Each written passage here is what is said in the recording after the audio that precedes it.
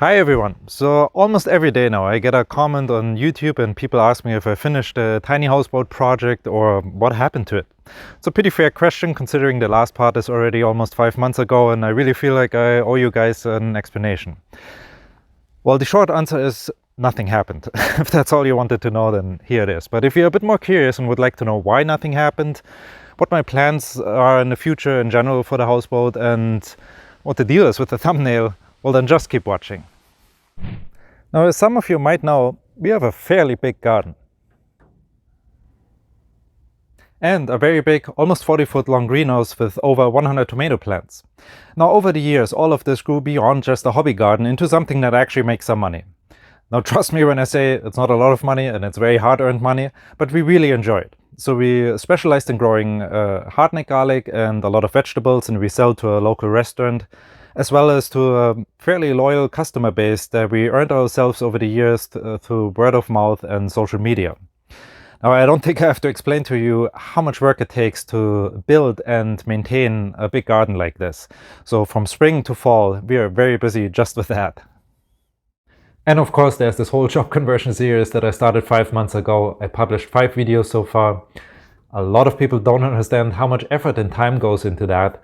It's not only building and filming everything, but it takes days on end to edit just one video. So you can imagine how much time this swallowed up in the last couple months. I'm far from done, but I think I will put a hold on this whole series for now. I'm getting a little bit tired of working on it, and I also have other projects to catch up to.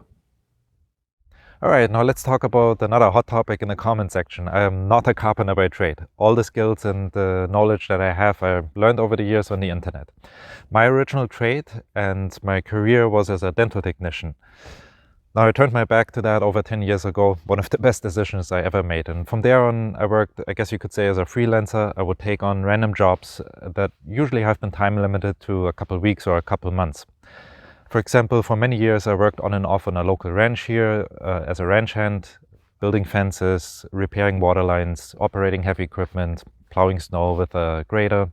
I also worked for an electrician, doing home renovations. I even worked as a horse wrangler for an outfitter company. Now every once in a while I would take on landscaping and lawn care jobs. Sometimes I would build custom furniture, and of course I would do a lot of woodwork, such as this picnic table here that I built recently for a friend. I think you get the overall idea.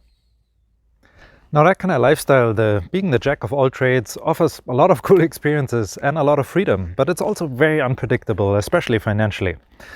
Now make no mistake, none of this would be even remotely possible without the full support of my wife and her more consistent income, so the credit here really goes all to her. But a lot of you guys asked me about my job, and so I thought I'd give you a little bit more of a background story here. Now, one of the recent side jobs that I took on has to do with this boat. Yes, this is a boat. To be more precise, it is a wheat harvester.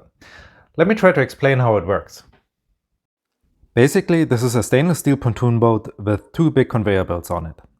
Now, right at the edge of the front conveyor belt, also called the harvester head, we have a series of knives oriented horizontal as well as vertical. The harvester head can be lowered to the appropriate depth, and with the knives and the front conveyor belt running, you can start harvesting by simply moving the boat forward while constantly adjusting the cutting depth to the bottom of the lake.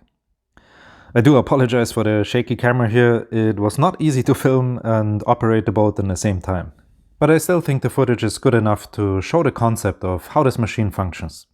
Hydraulic motors and hydraulic cylinders are responsible for every movement on this boat, including the paddle wheels, and all of this is powered by one central Kubota diesel engine. Now, once the boat is all loaded up, the invasive weeds need to be transferred to a trailer that features its own conveyor belt. This way, the weeds get completely removed from the lake.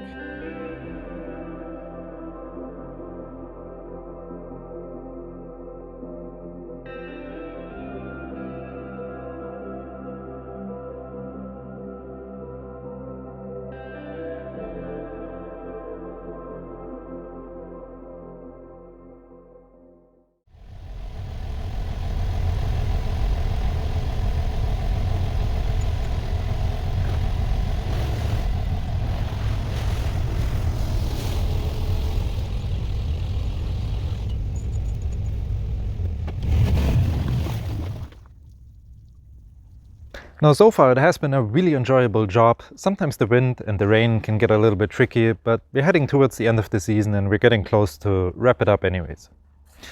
Now, on top of all of this, the association that owns the boat and hired me as an operator is full of friendly people, and I even made a couple new friends. Anyways, I think you can start to understand why there was not a lot of spare time to work on a tiny houseboat this summer. Enough of the past, let's talk about the future. If you guys expect another tiny houseboat video by next week or so, I'm really sorry it's not gonna happen. I have thousands of garlic to plant, I have to run the sawmill for a while, and there are multiple jobs that I have to finish first. But as soon as the cold season starts to settle in around here, things should slow down, and then I can get back to this with all my time and energy. Now, in general, I have to say that I'm not in a crazy rush to finish this boat, and there are mainly two reasons for that. One is, if you start rushing things, you make mistakes, as we all know. And I'm really a person who likes to do his research first. I like to fully understand the materials that I'm using and the whole topic that I'm getting into, and that takes time. Now, the other reason is I don't want to go into major debt for this project. As you know, I like to recycle a lot of materials, but there's still a lot of things that need to be purchased, such as varnishes, screws, nails, hardware, epoxy, marine-grade plywood, and all those things are quite expensive. And sometimes that means I have to work for a couple months straight to generate enough disposable income to continue this. So that's another reason why things are slow going on this really long-term project here. Now, secretly, I set myself a time limit of 12 months from now to the launch of the boat. And I really don't see a reason why this shouldn't work, but as older as I get, the more careful I am with big promises. Sometimes life gets in the way and things don't work out the way you thought they would. The one thing I can promise, though, is that I will continue the Tiny Houseboat series. You just have to be a bit patient with me. Anyways, you guys had a lot of questions recently. I hope I answered most of them. Maybe I should do this kind of question and answer format a bit more often. I'm not sure about that. Let me know in the comment section. I think I'm going to wrap it up at this point. Take care, my friends, and I will see you on the next one.